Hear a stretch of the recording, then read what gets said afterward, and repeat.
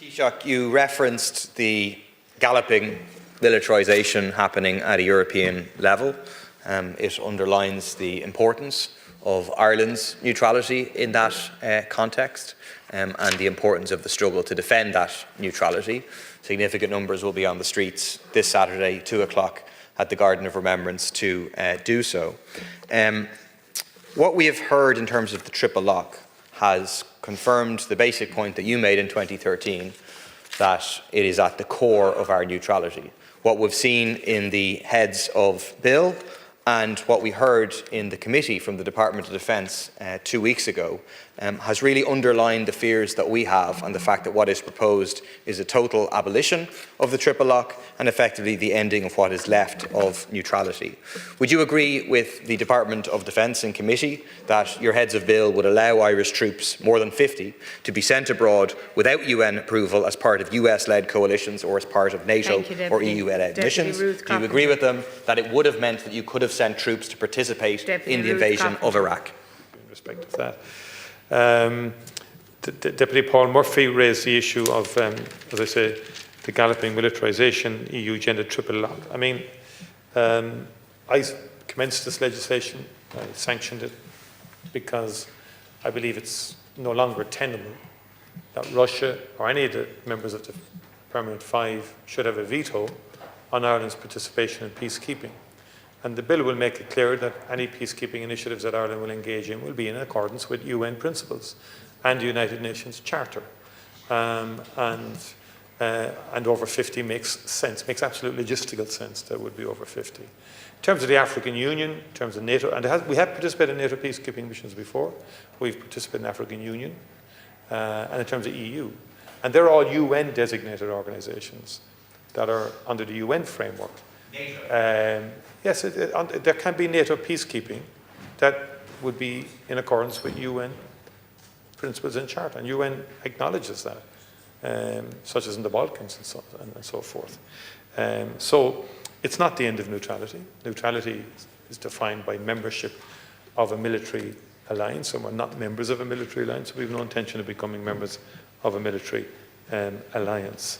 But the idea that Russia would have a veto on Ireland participating. Civil servant confirmed they confirmed. Sorry, a Security Council resolution can be vetoed by Russia. Yeah, but the General Assembly counts. The General Assembly has been used. I think the last time it's decades ago. It's not a feasible option for sanctioning peace initiatives, and well, you know it.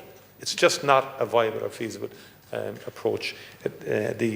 All of the peacekeeping missions that we've participated in have been Security Council, and increasingly it's becoming more problematic even to get agreement on humanitarian corridors and so on in places of conflict, as we have experienced in Syria, in Ethiopia, and in other areas. The issue of deportations and involving families, it is very traumatic and stressful for children, but every country in the world has rules, has passports, has visas, has routes of legal migration. No country in the world has an open border.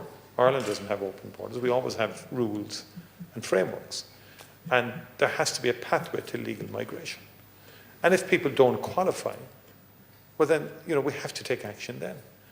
And that's the context in terms of what the Minister for Justice has been doing. It's not trying to be looking strong or anything like that, but there has to be a very clear policy framework.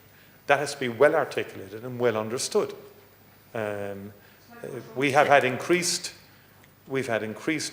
migration in terms of the numbers now applying, going from an average of 3,500 in 2019 to about 14,000 to 15,000 in the last 2 years.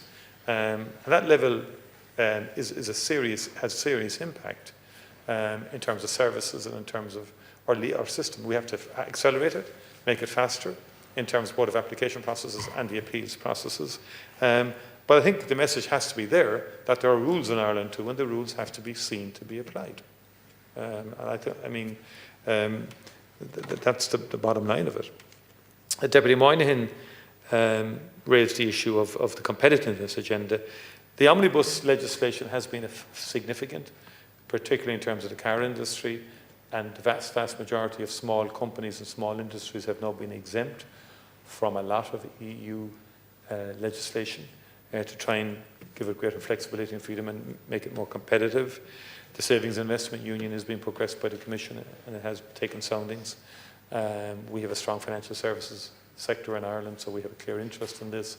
Luxembourg would be another, Germany and France, along with some others, but those are the key countries here in respect of that. But it would unleash a lot of capital for venture capital and for the new startup sector and the entrepreneurial sector.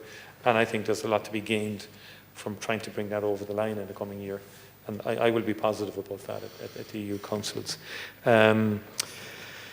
The other issue, research, is the other key competitiveness agenda, I think, and it's something that I'm very much focused on. And I think the trade deal, the minister or the president of the Commission is hopeful, has made progress in terms of the European Union-Indian trade negotiations. It would be a significant agreement. And what's interesting, to counter forces of protectionism and trade and tariff and trade, there are other agreements being worked on fairly energetically by the Commission that is counterintuitive to other pressures. And I think the Commission is very, very focused on that. Thank you. Taoiseach. On Ukrainian accession, so Ireland has been one of the leaders in accelerating or pushing for an acceleration of accession. The Commission is working away on it. Hungary is against. Hungary has been negative, has slowed it down, and has indicated its opposition to the various processes involved in Ukrainian accession to the European Union, much is the pity, because I believe the people of Ukraine see their future in a European Union. They see protection in the European Union. They see protections in terms of freedom of expression, freedom of movement, free speech, the better opportunity to develop from quality of life, from economic activity. They see Russia, they look at the European Union, and they're very clear where they want to be.